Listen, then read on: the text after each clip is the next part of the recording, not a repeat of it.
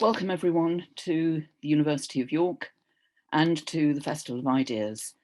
My name's Sue Mendes. I'm a retired professor of political philosophy here at the University of York, and it's my huge privilege and pleasure to introduce and chair the event this evening.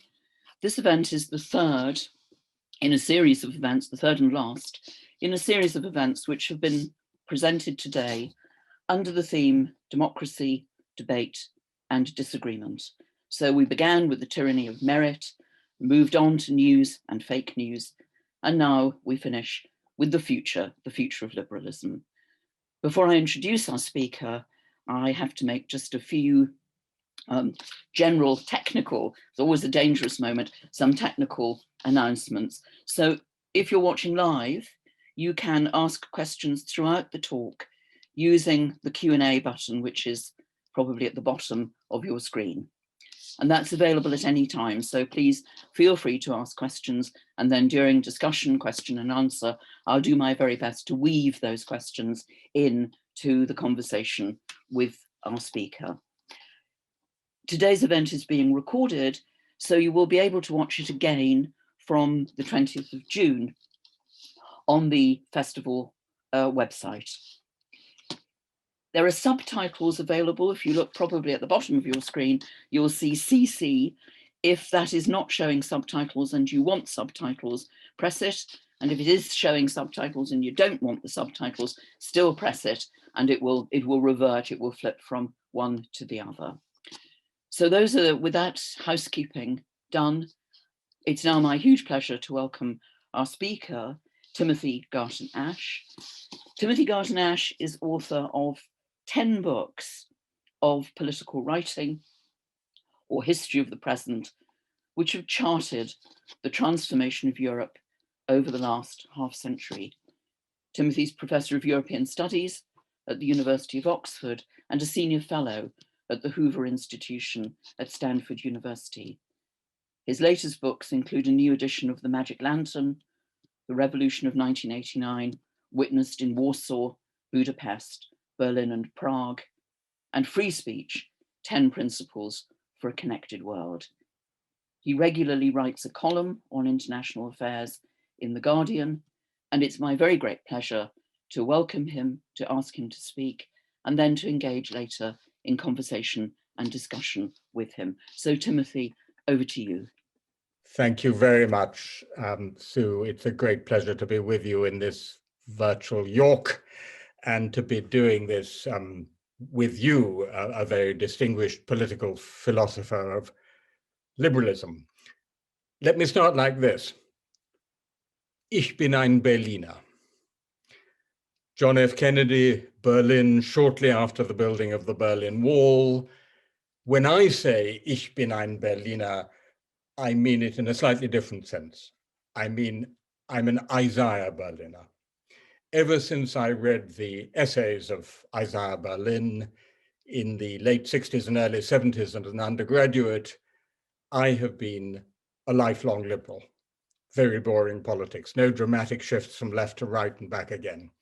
Just a lifelong liberal, although that liberalism has evolved.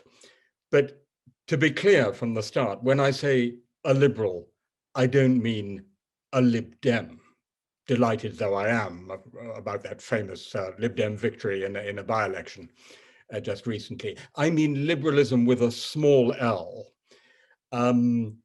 Judith Sklar, famous political theorist, says that liberalism is a tradition of traditions.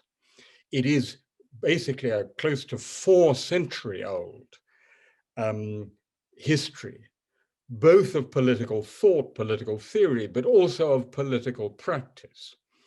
It would be a very foolish person who tried to sum it up in a sentence, but let me be foolish and say that it is something like a 4 centuries long experimental history of a never-ending quest to find the best way for diverse people and peoples, nations, to live together well in conditions of freedom.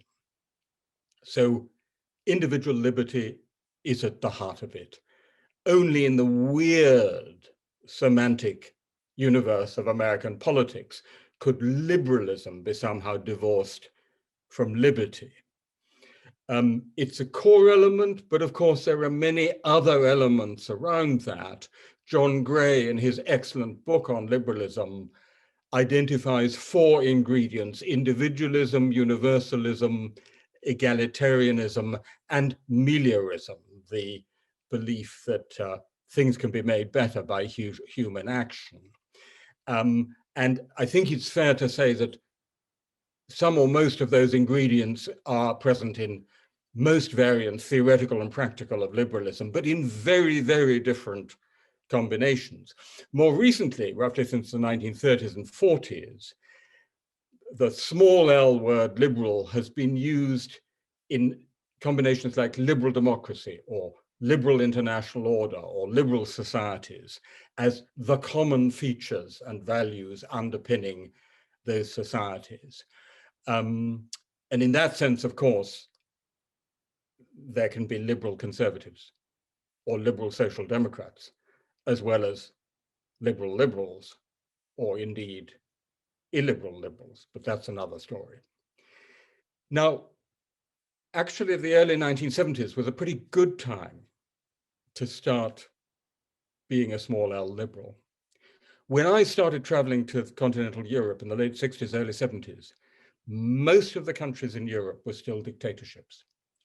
And in the course of a spectacular 30-year period from roughly 1974 to around 2004, freedom, liberal democracy spread right across the continent and beyond, starting with what had been, in my youth, fascist or post-fascist dictatorships in Spain, Portugal, and Greece, which were liberated in the early 70s, 74 in Portugal, 75 in Spain, going on to what I chronicled in that book, The Magic Lantern, the extraordinary emancipation and then liberation of Central and Eastern Europe, Poland, Czechoslovakia, Hungary, East Germany, and so on, but then continuing with the transitions to democracy in those countries, spreading to Southeastern Europe, to the Baltic states, culminating in a sense in the Orange Revolution in Ukraine in 2004-5,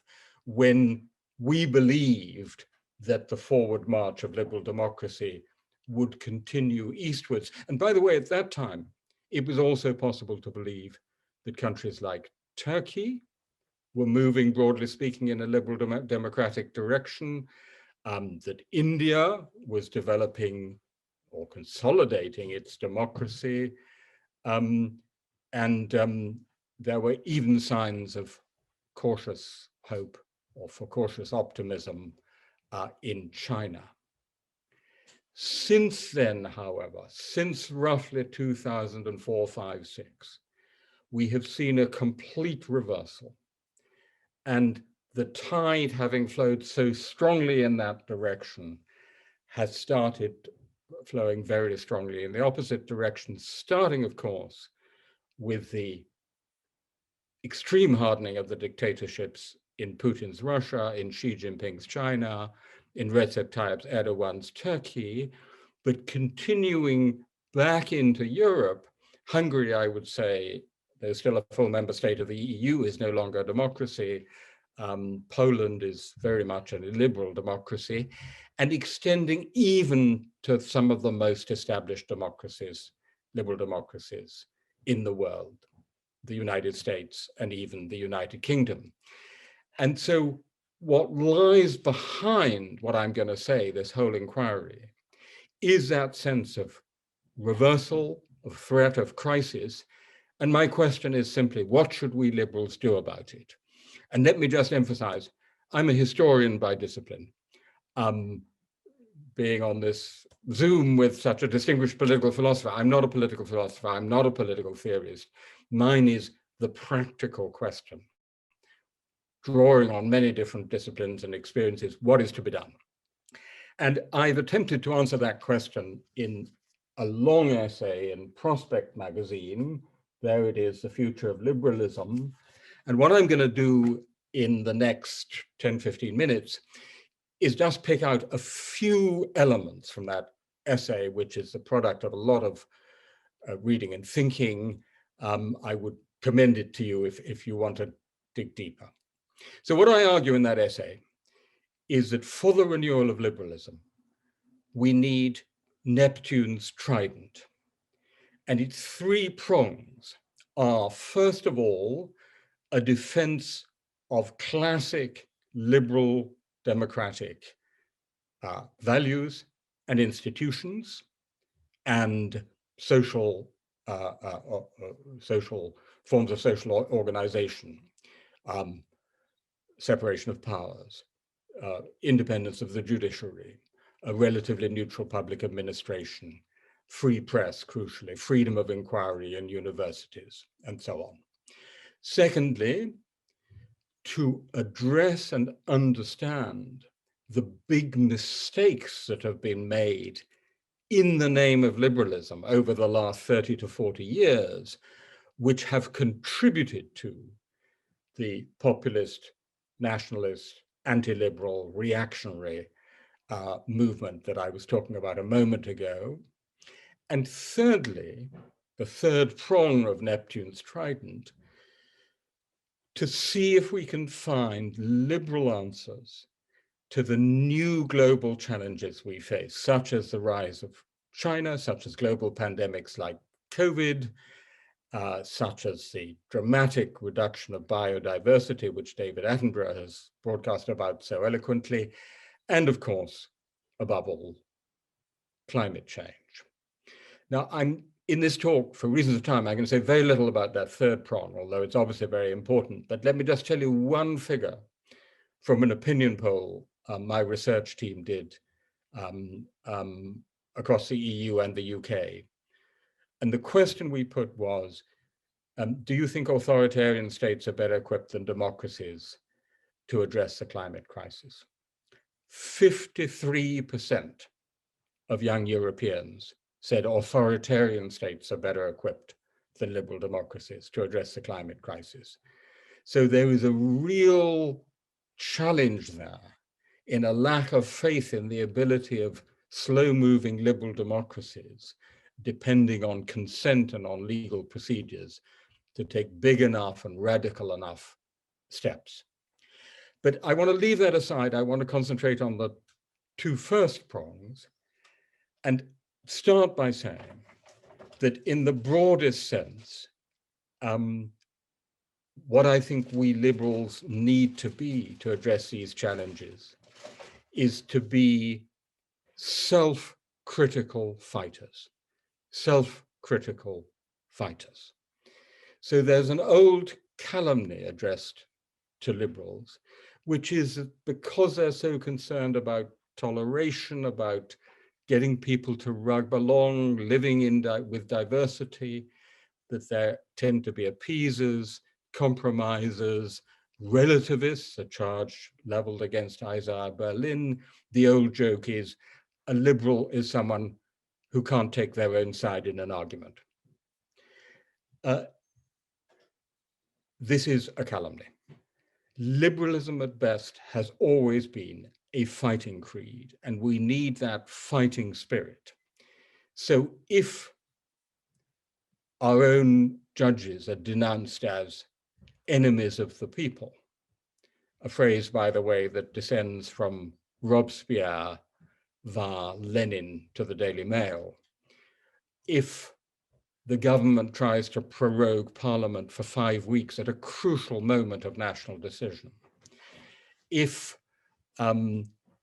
it turns out that someone can simply buy a seat in the British Parliament, which is what happened in the case of the Tory donor Peter Cruddas, who the House of Lords Appointment Committee said should not be elevated to the House of Lords, and that was just ignored by our government.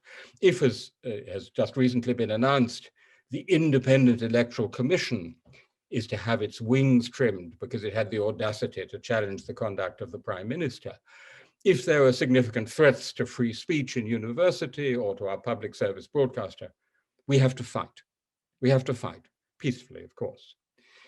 So that's the first prong. And of course, those challenges are much more dramatic in countries like Hungary and Poland, and indeed, arguably, in the United States. But at the same time, we have to be self-critical. Self-criticism is one of the great strengths of liberalism throughout its history. And one of the things that went wrong with liberalism in the last 30 years was that it tended to become what it should never be, a closed, dogmatic, ideological system like dialectical materialism or papal infallibility, which claimed to have all the answers out of a certain set of first principles. Crude shorthand, call it neoliberalism, a one-dimensional economic liberalism which tended to see markets as a universal panacea. And that's inimical to the essence of liberalism, which is a system of freedom of speech and inquiry. That's why the epistemic freedoms are so important to it, of systematic trial and error, of constantly putting into question the positions you yourself have taken. So that's the first self-criticism. Beyond that, let me single out one argument which was made, I think, prophetically by a wonderful French intellectual called Pierre Asner, who as early as 1991, in an article in the French journal Esprit, wrote that as we celebrate the triumph of liberty and universality, remember that was just after 1989, we must never forget the yearnings that led to nationalism and socialism. And then he names the yearnings that for community and identity on the one hand, and for solidarity and equality on the other. The former, more characteristic perhaps, more usually identified with the right, with the conservative tradition. The latter, solidarity and equality, more often identified with the left. And I think those two pairs of ideas, solidarity and equality, and community and identity, capture superbly the areas in which we have to most rigorously interrogate what has been done in the name of liberalism and to seek for ways of liberal renewal. Let me start with solidarity and equality. It's become an absolute commonplace that levels of inequality have soared to levels not seen for 100 years, since the golden age. So levels of inequality that haven't been seen for 100 years. Let me stress not just of income measured by the Gini coefficient, but also of wealth. Increasingly, the problem is one of inherited wealth, of accumulated wealth, rather than just of income. And while one might in theory argue that if everybody has enough, it doesn't matter if some people have much too much. In practice, it simply doesn't work that way. In practice, those levels of inequality have proved inimical to what my friend and mentor, Ralph Dahrendorf, called the common flaw, the minimum of housing, welfare, education, professional opportunity that is needed so that people actually have equal life chances, equal chances to make the best of their own lives, to be authors of their own lives. And by the way, in that respect, I certainly in my own thinking about liberalism have gone somewhat beyond Isaiah Berlin, who in that respect was more of a classical liberal. But it's not just that. Another enduring concern of liberalism has been to limit and constrain power. And typically, liberals have focused on public power. Unfortunately, they have often neglected, particularly in the United States, private power. And the problem that has developed with this growth of a globalized, financialized capitalism, of huge both individual and corporate wealth, is a problem of private power, and a private power which in the end then starts to capture the public power. So that I would argue that we have in many established democracies something like a plutocratic, corporate, oligarchic stranglehold on the state. You see that particularly with the power of money and of corporations in American politics, so that actually what Joe Biden is doing is precisely the test of whether the liberal state, the liberal democratically elected public power, can reassert its control over an oligarchic private power. So that's point number 2 about solidarity and equality. But the other point I'd like to make is that solidarity and equality is not just about inequalities of income, of wealth, and indeed of power. It's also about what I would call the inequalities of attention and respect. One of the great driving forces of populism, be it the vote for Donald Trump, or for Brexit, or for the Law and Justice Party in Poland, or for Marine Le Pen in France, or for the Alternative für Deutschland, AfD in Germany, is a sense in significant parts of our societies that they are simply not seen, and if seen, not respected by liberal metropolitan elites who they see as controlling the commanding heights of the media, of education, of politics, of business. And this is a matter of educational level. Whether or not you had higher education was one of the best predictors of whether people would vote remain rather than leave in the Brexit referendum. One of the best predictors of whether they would vote for Donald Trump or for the Democrats. Education, class, and geography. Characteristically certain parts of the country, post-industrial north of England, the Rust Belt, poorer eastern and southeastern Poland, East Germany, feel themselves neglected, ignored, and if noticed, disrespected. Classic example, Hillary Clinton's notorious phrase, the basket of deplorables. The Polish populists have a phrase, they say what we need is a redistribution of respect. And I think there's a great deal of truth in that. We do need a redistribution of respect. I think tax, a wealth tax, a land tax, a digital corporation tax is part of what you need to get the resources for that redistribution, which comes in many forms in terms of investment, in terms of jobs, in terms of urban planning, in terms of higher education, vocational training, and so on. And in that sense, I have to say, I think the new Tory slogan of leveling up is actually exactly right. Leveling up is precisely what we need, not leveling down, but leveling up to try and achieve that common flaw of which Ralph Dahrendorf spoke, in which everyone has equal life chances to realize their own opportunities and goals in freedom. So that's solidarity and equality. Let me quickly, before throwing this open for discussion, turn to community and identity. So, I mean, it's quite obvious that community and identity has been a great driver of populist nationalist movements across the world.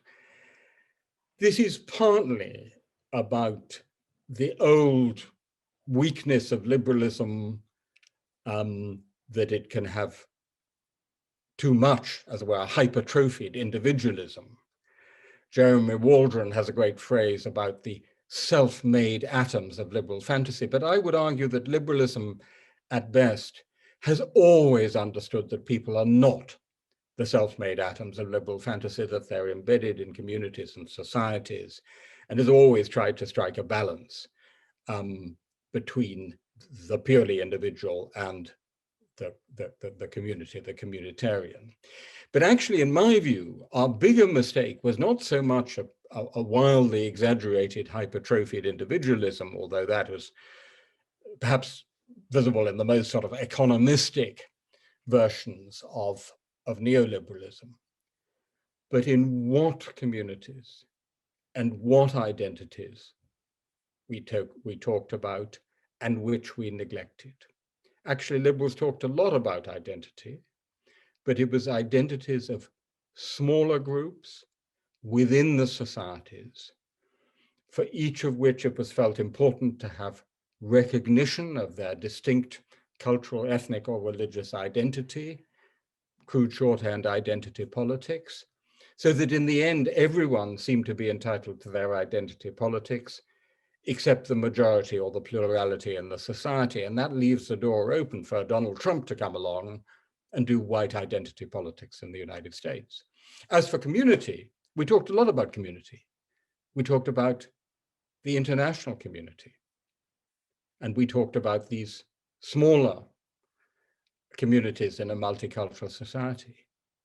The one we talked too little about was the national community. And in effect, we left the talk of the nation, this tremendously important, emotionally appealing identity, to the right, to the anti-liberals.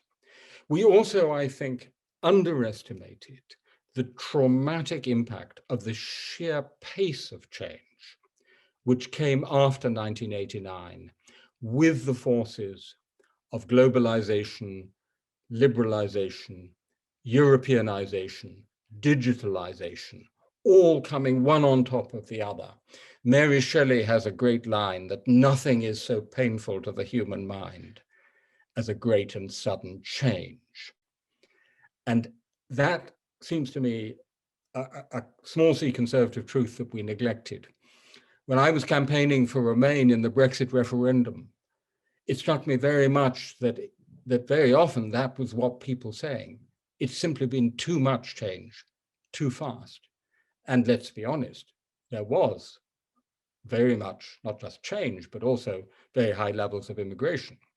The fact that we now know that 5 million EU citizens have applied for settled status in Brexit Britain indicates, there's some indication of how large it was. There was very much the case in Poland, where everything changed in the post-communist context. So that I do think that in finding new liberal or revised or renewed liberal answers to these challenges, we have to recognize that while in pure theory, one might think as a liberal it would be good for everyone to have complete freedom of movement, in practice, complete freedom of movement for everyone in the world will very rapidly spell the end of liberal societies. Look at the enormous reaction, the tremendous boot given to populism in the so-called migration crisis in continental Europe, 2015, 2016, and the numbers were just, a couple of million in a continent of 500 million. So I think we do have to recognize the need to manage migration, which of course poses a question I'm just going to pose, but not try and answer, with what then do we do at the frontiers? What then is our liberal answer to all those people in the rest of the world who we are not going to let into our own relatively free and prosperous and open societies? You see it in the English Channel every day in summer. You see it in the Spanish enclave of Ceuta, with people risking their lives to get into Europe. You see it on the Rio Grande. Let me park that question, but I think it's an important one, and it's an important part of my third prong. The main point I want to make here is that I'm absolutely persuaded that in part of this renewal of liberalism, we have to bring back to center stage, along with liberal internationalism, along with liberal Europeanism, which we absolutely should not abandon, a liberal patriotism. We shouldn't be saying the international community versus the national community, Europe versus Britain. We should be saying with Emmanuel Macron as well as and our question should be not, is the nation important, but what kind of nation, what kind of national community? And there we have to argue very forcefully, not an ethnic exclusionary national community, but what the French call l'État-nation, the state nation, a nation defined by citizenship, not by ethnicity, one which welcomes multiple kinds of identity so that someone can be simultaneously Asian British, Hindu British, Muslim British, European British. Multiple identities can be Scottish British, Welsh British, of course, Birmingham British. Multiple identities at multiple levels are entirely compatible with this civic liberal version of patriotism. So that's just a very few ingredients of what I see as necessary for the renewal of liberalism in the face of these triple challenges. In concluding, let me just allude briefly to an essay which the great Polish philosopher Leszek Kolakowski wrote many, many years ago with the ironical title, How to be a Conservative Liberal Socialist.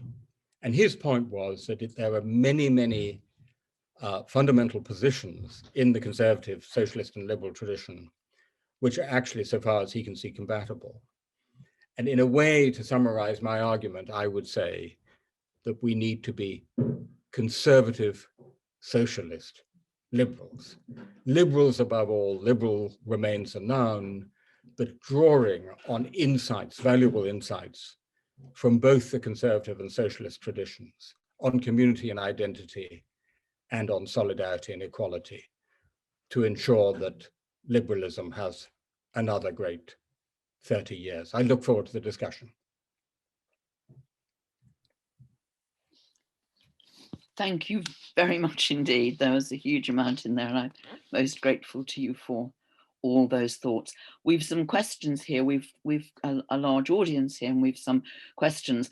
And I'm going to go directly to some of those questions, because what's coming up over and again, Timothy, is a question about you're emphatic about liberalism as a fighting creed, and the question that people are asking is, well, how do we fight for it then?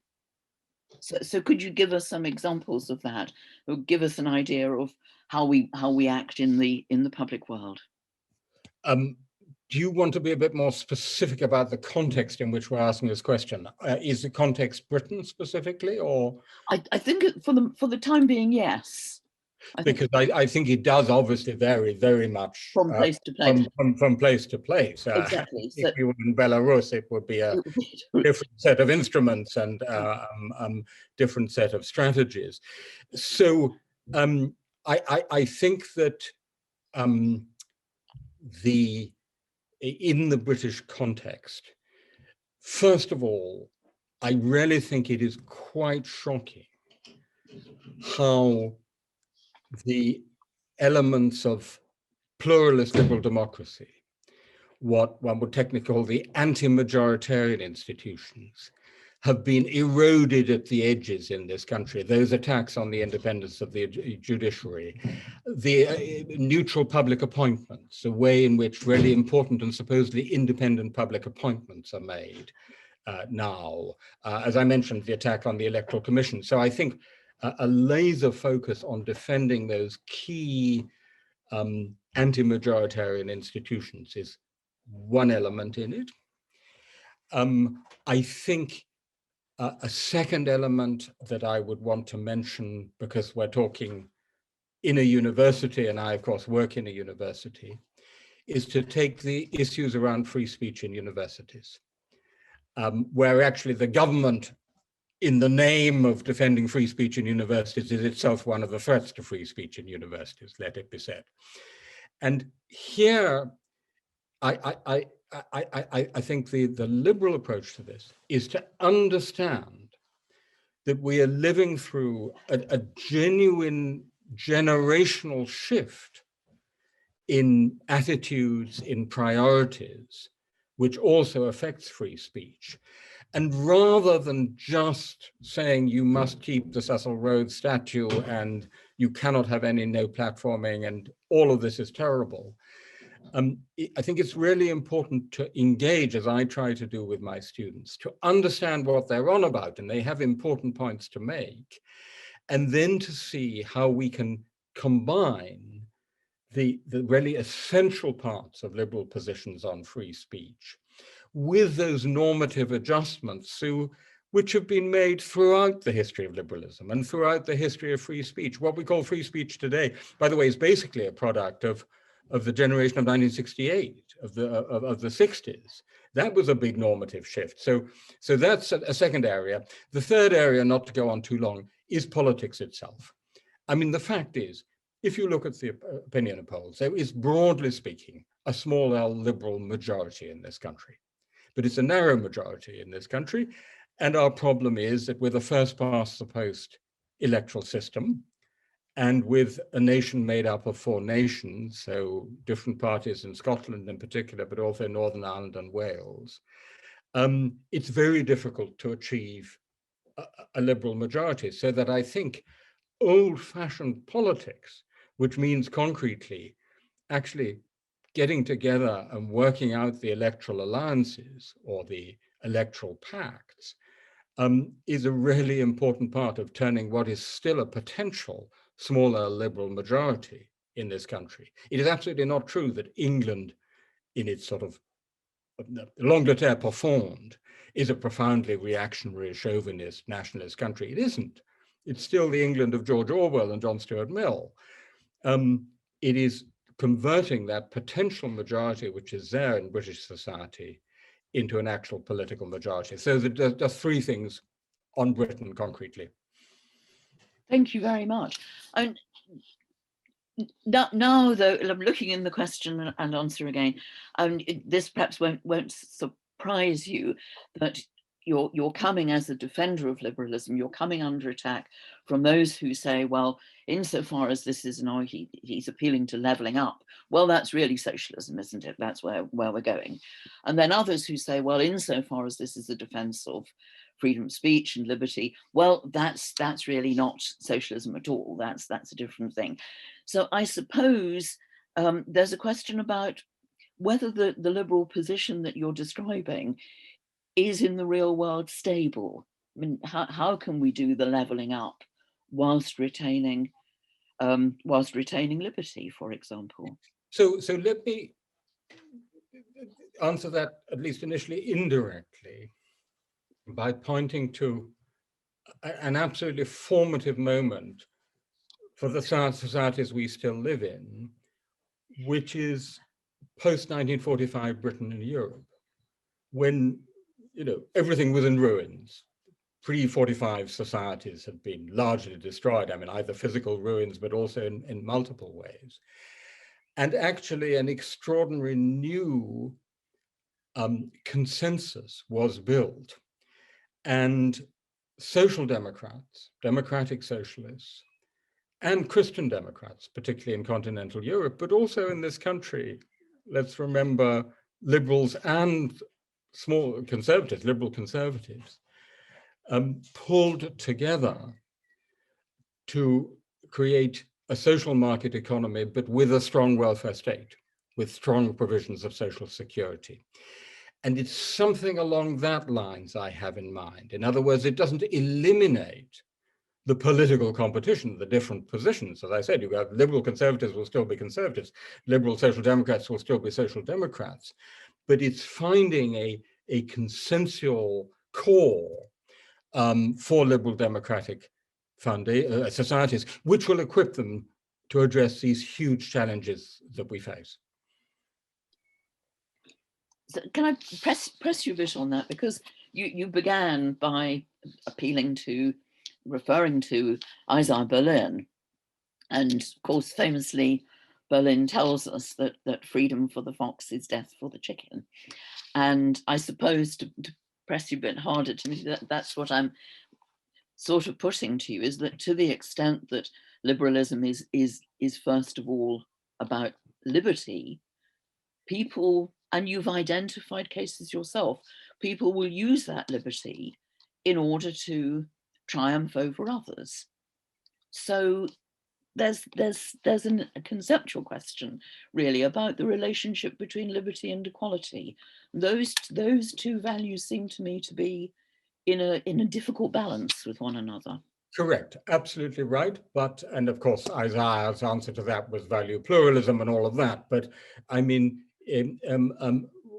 what I would say to that is that, and perhaps differing slightly from Isaiah in this respect, what I take from thinkers like Ralph Dahrendorf and Ronald Dworkin is precisely that some minimal level of equality of opportunity, equality of life chances, is actually essential to liberty too. So it's not a case of complete incompatibility. What is essential is that we prioritize the liberty of the individual, their chances to become authors of their own lives, to seek their own fulfillment. And yes, when push comes to shove, we prioritize liberty over equality, but that doesn't mean allowing investment bankers and hedge funds to crash the entire Western democratic capitalist economy and then laugh all the way to the bank and take away their many millions and billions in profits. It doesn't mean allowing Google and Facebook to pay no tax effectively all over Europe. So I don't think, I think there are many distortions in the reality I'm trying to describe, which don't necessarily follow from the difficult balancing act between liberty and equality. And indeed, our societies, while being free societies, were much more equal in the 1970s than they are today. Then earlier today, we had an absolutely fascinating session along the Zoom again with Michael Sandel. And one of the things which he said controversially for me, and I guess for you too, was, well, we shouldn't be too taken by the notion of equality of opportunity, of a meritocracy, that's not actually going to do the work that people think it will do. And I suppose when you say, well, now we'll have the liberty and it won't be unbridled, it will be it'll be muted in various ways. How much of a meritocrat are you, Timothy? Well, here's the thing. I mean, that term, of course, is so loaded, isn't it? Because from its very origins, it originated in a critique of meritocracy. That's what people forget in the rise of meritocracy. So it almost carries a negative valence with it. Again, what I want to say is that I think that you can make a defense of meritocracy, as someone has just done, without wanting to defend what has actually happened in our societies. And by the way, in our universities, particularly in American universities, which is what The Economist rather brilliantly called a hereditary meritocracy. Because actually the channels of social mobility have been so much blocked that I think it is true to say that American universities, I'm quoting from memory, but it's something like this, take more students from the top, I think it's the top 1% of American society in the income distribution, than from the entire bottom 50%. So that I think that the way that meritocracy, quote unquote, has actually been working is clearly profoundly flawed and indefensible. It doesn't necessarily mean that we have to throw the baby of the idea of advancement through merit out with the bathwater. In fact, one of audience members has just, I'll read his question if I may, because it expresses the point much more eloquently than I did. Earlier today, Michael Sandel argued that Western liberal democratic leaderships became hubristic and self-congratulatory and came to regard their well-paid roles as the fruits of their own merits and not as the gift of good fortune and luck. Sandel argues that effortless superiority and lack of humility of liberal elites plays into the hands of Trump and Brexit, the tyranny of merit as a core principle. So it seems, I'm sorry, it comes out like an examination question. So discuss. So would you? Let me discuss, which is, I totally agree. That is exactly what happened. And by the way, as a historian, it's just interesting to note, because people always point to Fukuyama in the early 1990s. Yes, they do. I'm actually writing a history of contemporary Europe, and it's quite clear to me that the moment of hubris was not actually the 1990s. The moment of hubris was the early 2000s. That is when we really became complacent. And my point about self-criticism is, in a way, precisely the same point expressed in a different way, isn't it? That we ceasing to be self-critical is to be hubristic and complacent. Yeah. But they weren't, it wasn't merit. I mean, this is the whole point. And let me take the banks and financial services again. There was absolutely no merit in what they did. It was actually, a colleague of mine, a wonderful development economist called Paul Collier, said after 2009, we should have a new offense called bank slaughter, by analogy with manslaughter. In manslaughter, you don't have to show malicious intent. You just have to show recklessness. And what the bankers did was absolutely reckless conduct in creaming off the readily available cash from these dubious, financial subprime mortgages and financial packages. So it wasn't merit. I want to move on a bit, or back to questions about respect. And again, this echoes something that we've been thinking about throughout the day, and the extent to which the people who picks up on what you've just said, Timothy, that the people who get the money aren't the people who make the contribution. And the reason, it seems to me, to everybody, I think, one of the many things that has come to our attention in the recent pandemic is that the people who have the greatest amount of wealth, or the largest pay packet, are not the people who are making the greatest contribution, and they're not the people who feel themselves to be appropriately acknowledged or respected. You made reference to this in your talk, and I wonder if you could expand on it a bit, please. I think that's exactly right. I mentioned the phrase, the redistribution of respect, and in the, there's an aspect of liberalism which is often neglected, which is the liberal imagination and liberal sympathy, the sympathetic imagination, which we find in literature above all, in George Eliot or Charles Dickens. And so the example I point to is precisely Dickens and his wonderful portrait of the street sweeper Joe. And then on the other hand, his portrait of the banker Merdle, his absolutely devastating portrait. And what I say in the essay is that we need somewhat less respect for banker Merdle and somewhat more respect for street sweeper Joe. And this, I think, began to happen, oddly enough, during the COVID pandemic. I mean, the applause for NHS workers and care workers and so on was a kind of redistribution of respect. But my fear is that as the pandemic, maybe one day, who knows, actually recedes, that respect may be receding too. But certainly I think we have to find new ways of redistributing respect. And by the way, this goes to us in universities too, because one of the great inequalities of respect, and this connects to meritocracy, is the disproportionate respect accorded to people who have a university degree, as opposed to that not accorded to those who don't.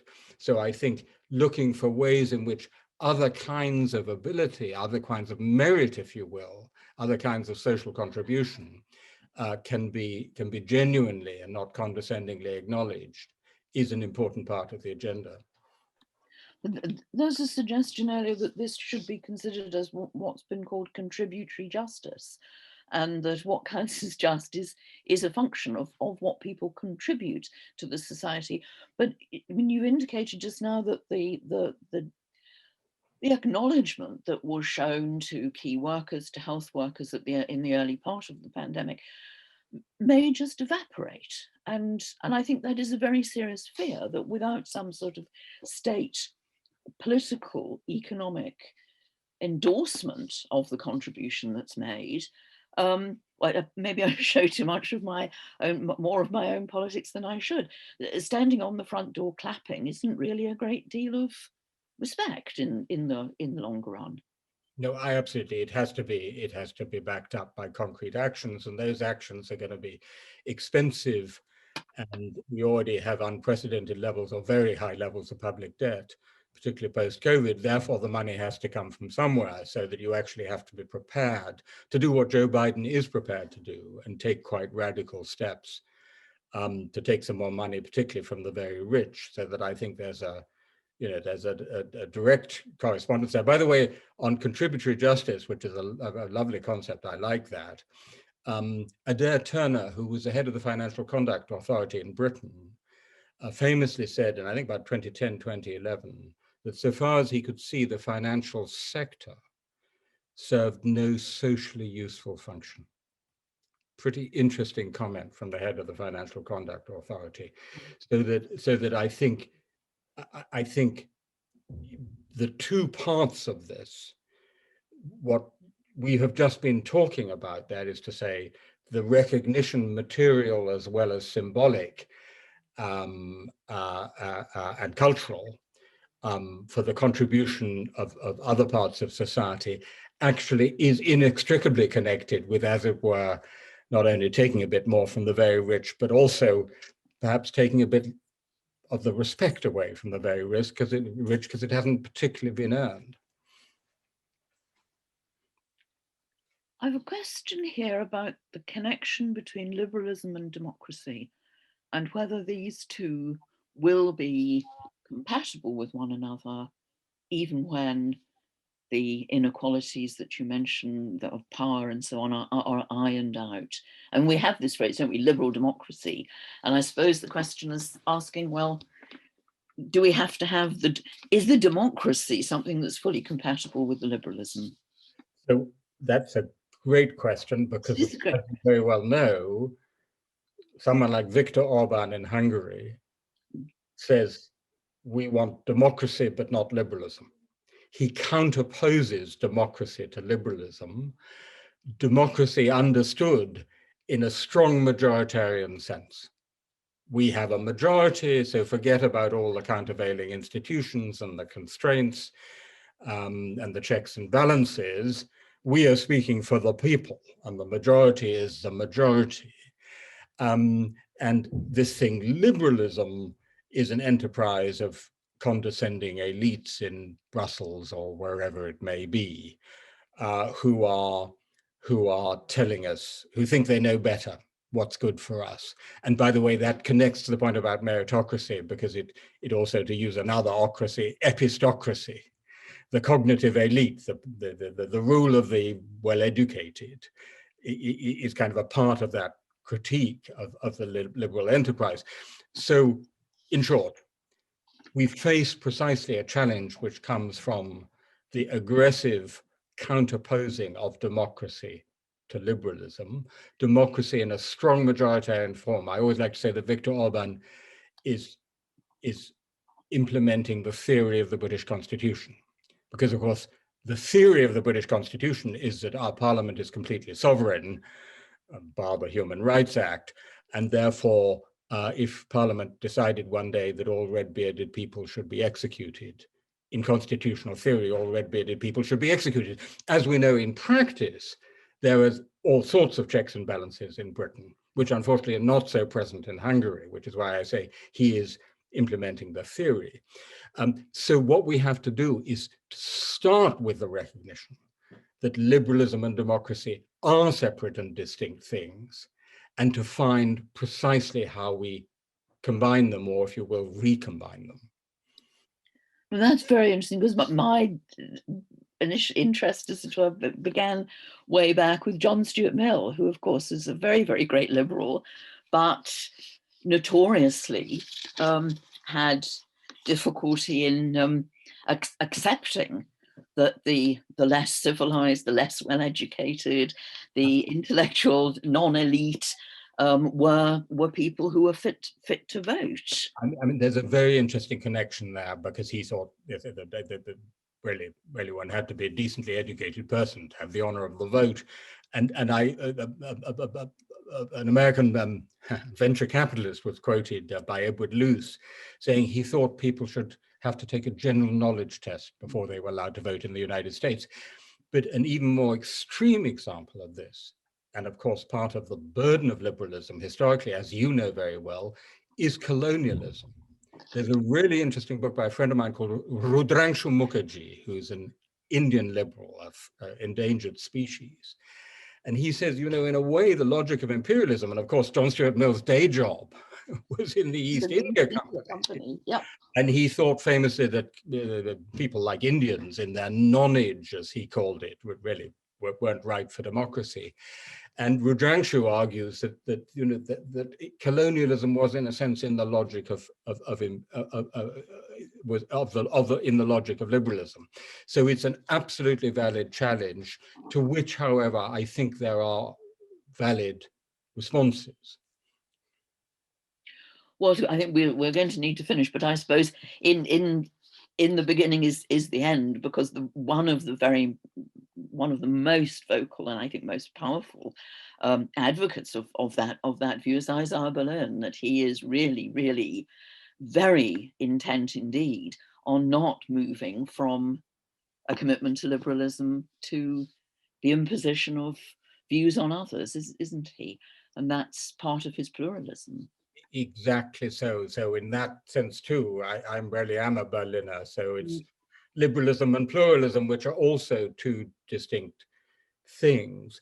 But let me just say in closing that I do think, you know, because well, some of us anyway, tend to despair a bit in these times, looking at what's happening. I mean, for me personally, the great story of my youth was the liberation of a country like Poland and Hungary, and to see them now leading the way, you know, back to authoritarianism is very depressing. What's happening in our own country, but I think there is a great deal still of liberal substance in a country like Britain, and that perhaps, if one wants to be optimistic, inevitably we take medical metaphors in a time of a pandemic, that the liberal antibodies are beginning to be stimulated precisely by the anti-liberal challenge. We've run out of time, so it just remains for me to thank you really very warmly for an extraordinary article in the first place, and an absolutely fascinating talk and a terrific discussion. We've had lots of questions and could have gone on for a very, very long time. But I really do thank you for sparing the time to come and talk to us today. It's been a real treat. Thank you so much. Before I finish, I need to just remind people that a recording of this event will be available on the festival YouTube channel, which you'll be able to get from the Watch Again section of the festival website after the 20th of June. So we've one more day of the festival left, but we hope that you'll continue to engage and see what's on tomorrow. Look at the website, yorkfestivalofideas.com, for details of events. Thank you once again, Timothy, and thank you all audience for attending and for your excellent and stimulating questions. Thank you.